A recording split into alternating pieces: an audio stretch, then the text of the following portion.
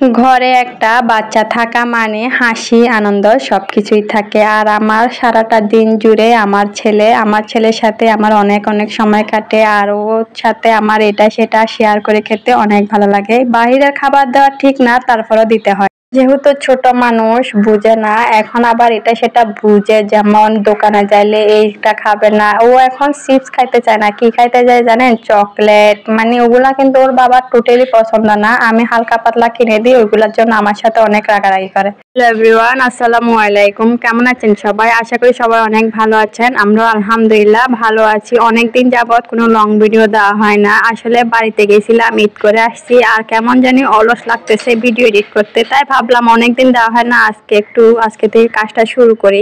আমার মতো অলসকে দিয়ে কখনো কোনো কিছু হবে কিনা আমি নিজেও জানি না। এদিকে সকালে নাস্তার জন্য রুটি বানিয়েছি, আর রুটির সাথে খাওয়ার জন্য আলু ভাজি করে নিচ্ছি। রুটির সাথে আলু ভাজি খেতে ভালোই লাগে। আর আলুগুলা যেহেতু ছোট ছোট, সেজন্য আলুগুলা চোলার সময় নাই। আপনাদের ভাই অফিসে চলে যাবে, তাড়াহুড়া করে নাস্তাগুলা বানিয়ে নিয়েছি।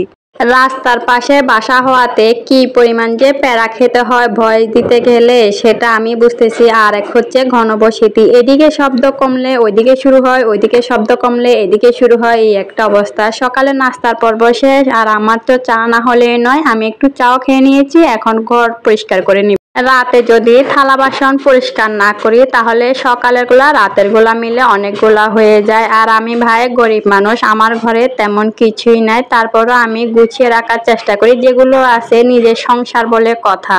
সকালে নাস্তার পর্ব শেষ হওয়ার পরে ঘর দুয়ার পরিষ্কার করে এখন রান্না করতে চলে যাব। আর বেডটা গোছানো থাকলে অনেক ফ্রেশ ফ্রেশ মনে হয়। আপনাদের ভাই এদিকে মাছ নিয়ে আসছে, মাছটা কেটে নিয়ে আসছিল, এখন ধুয়ে পরিষ্কার করে রান্না করব। যে হারে গরম পড়তেছে, হালকা পাতলা খাবারগুলাই বেশি ভালো লাগে। আজকে আমি আমার শাশুড়ি মায়ের রেসিপিতে রান্না করব। ওনারা টমেটো দিয়ে মাছের মাথা দিয়ে একটা টক রান্না করে, অসম্ভব মজার হয় খেতে। প্রথমে টমেটোগুলা কেটে নিয়েছি, পরিমাণ মতো পেঁয়াজ রসুন কাঁচামরিচ দিয়ে দিলাম, এখানে পরিমাণ মতো হলুদ লবণ অল্প ধনিয়া দিয়ে ভালো করে সিদ্ধ করে নিব। টমেটোগুলা ভালো করে সিদ্ধ হয়ে আসলে ভালো করে ঘুটে নিব, তারপরে ধনিয়া পাতা দিয়ে নেড়ে চেড়ে নামিয়ে নিব। এই টমেটোর টকটা রান্না করতে তেল লাগে না, তেল ছাড়া রান্না করলে বেশি ভালো লাগে। আর বাচ্চাদের জন্য আপনারা ফল ফ্রুটস নিয়ে আসলে অবশ্যই কিছুক্ষণ সময় নিয়ে লবণ পানিতে ভিজিয়ে রাখবেন। এতে করে ফলের মধ্যে যদি ফরমালিন দেওয়া থাকে সেটা নষ্ট হয়ে যায়। আর যেহেতু বাচ্চারা খাবে, বাচ্চাদের জন্য একটু সেফটি মেনটেন করাই প্রয়োজন। আপনাদের ভাই এনানের জন্য আঙ্গুর নিয়ে আসছিল, আঙ্গুরগুলা দেশি ছিল, অনেক টক ছিল, ভালো লাগে নাই তেমন একটা। আর এখন আমি একটা মাছের তরকারি রান্না করব।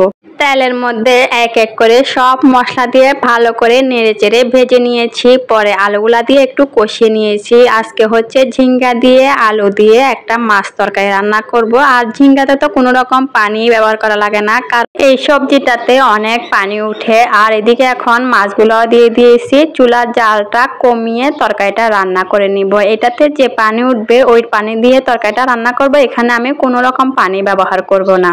এদিকে আমার তরকারি রান্নাটাও হয়ে গেছে, এখন আমি ঘরের কাজকর্ম যেগুলো আছে ওইগুলা করে নিব। কথা বলতে বলতে আপনাদের সাথে এখানে ভিডিওটা শেষ করতেছি। সবাই ভালো থাকেন, সুস্থ থাকেন। যদি ভিডিওটা ভালো লাগে অবশ্যই লাইক কমেন্ট শেয়ার করে পাশে থাকবেন। আপনাদের সাপোর্ট অনেক অনেক প্রয়োজন। আপনাদের জন্য অনেক অনেক শুভকামনা রইল।